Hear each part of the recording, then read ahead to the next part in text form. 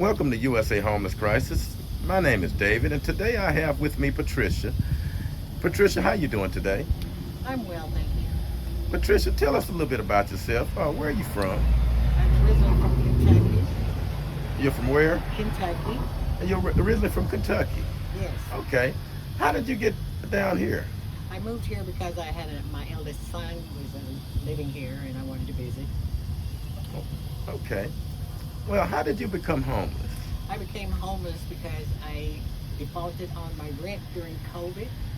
I couldn't afford the rent. It was supposed to be a subsidized housing complex. It was a new one in Arlington. And they had my rent, instead of being 30% of my income, it was almost twice that. And I couldn't pay the rent, plus there was never anyone in the office to discuss it with or to have them reconfigure my subsidy. And they evicted me in October of that year. And then I was trying to find another apartment, but I couldn't because of the eviction. I found another apartment about a year later. I stayed with my son for a little while, but then he got divorced, they broke up. And we got an apartment in Halton City. I also got evicted from there. The rent was higher than the first place. And on a senior citizen's Social Security income, I do not qualify for most apartment rentals here in Texas. That's how I became homeless. Oh my goodness, I am so sorry to hear that. So how have you been making it since then? Well, I've been leaning on the shoulders of some friends. One would let me stay for a week or two, a day or two. They give me shelter temporarily. I went to different referrals that my doctor gave me, looking for assistance, and unfortunately, I never got any calls back. I have no transportation.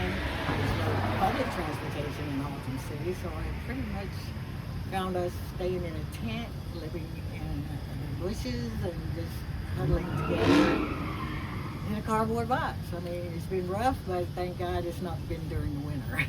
Wow. What were you doing during the winter? Well, when it was wintertime, I was still staying with my son and his wife in their apartment off and on. She really didn't want me there, so she would, make me feel uncomfortable and I would just have to leave. Do you have any other support group that helps you while you're out here homeless? No, sir, I do not. Only the friends that are other homeless people that I know. I know it's tough out here. Because my listeners always want to know how it is for the homeless women out here. It's very dangerous. What can you tell us about that so my listeners can understand what you have to go through being a homeless woman? Well, there's unfortunately a lot of predators in this area. And I say that loosely because you never know who's a predator and who's not. Because they will try to befriend you and try to offer you assistance or give you a place to stay, and then they expect sexual favors.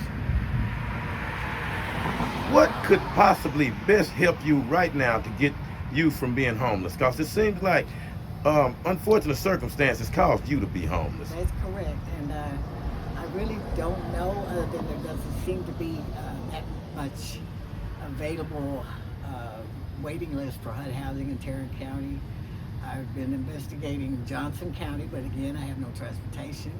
My money is very short. It's very expensive trying to eat and stay in motels when you can. It causes you to lose most of your money rather quickly. I managed to sometimes make it through the 3 weeks staying in motels and eating fast foods and within walking distance, not having any area to cook in, and not being able to keep my pets. We found it staying in a tent was more desirable when we keep getting run out of where we're staying. I'm not like other people. I keep my area clean. I don't put garbage around. And unfortunately, it's just not very many people trying to help the homeless. What did you do before you became homeless? What kind of work did you do? I'm retired. I'm 71 going on 72. Wow. And I'm also disabled. Oh, you are disabled? Yes, sir. Do you mind me asking, what's your disability? I have a very extreme anxiety disorder. It's permanent. I take psych medications for it. And I also suffer from other medical issues. Oh. Well, I am so sorry to hear that, and we hear that a lot with the people that's homeless. They have, sometimes you have some mental disorders. Are you getting any medication for that? Yes, I take medication for that as well as some of my other physical problems. I have spinal stenosis. I have scoliosis. I have arthritis, osteoarthritis. I have both my hips have been replaced. I have osteoporosis. And I also have spinal issues as far as herniated disc, bulging disc, and some type of neurological problem in my neck. I am so sorry to hear that, and I know my listeners' heart goes out to you. And I want to ask you, because my listeners have a big heart and they like to donate to people that they see on the channel.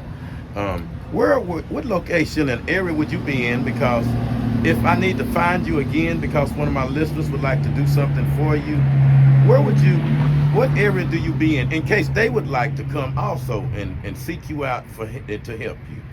Well, this area right here is where I frequent the most. I have a friend in Burleson that let me stay a month or so, but he was handicapped and it was being too taxing for me to be an carrier to him. And so this would be the area. I could give you an email address that you could contact me through. Yes, ma'am. Give out your email address so everyone could get it, and if they need to contact you on the email address, or they could definitely contact me on my channel and I will seek you out. All right. My email address is my first initial P, my last name Whitelow, WHITELOW, the number 218 @gmail.com. I also started a GoFundMe page for a little while, and I got no donations whatsoever, so it was hard to keep up with, and it didn't do me any good. Well, I'm gonna help you tonight and give you some money and some water and whatever I can do to help you. And if anybody would like to help you out, they can contact me on my channel, and I will make sure they get whatever they would like to donate. Make sure it gets to you.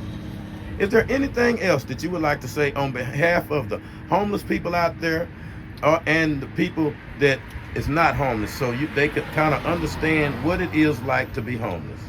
It's very, very difficult, especially in bad weather, storms. When it's cold, when it's extremely hot like now. As you can see, I'm kind of sunburned. There's no shade. They came through and trimmed the trees back so that we wouldn't have any place to have shade. There's no toilet facilities for anyone in the public, which is a shame because there are plenty of people who need toilet facilities, and businesses won't open theirs to us.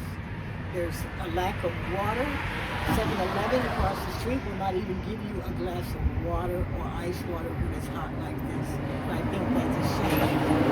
I think that there should be water fountains for public use, and definitely toilet facilities put up for people to have a place to use. Yes, ma'am. And I want everybody to hear exactly what she said, and contact your city councilman and your local leaders and tell them that we need to do more to help the homeless, and look in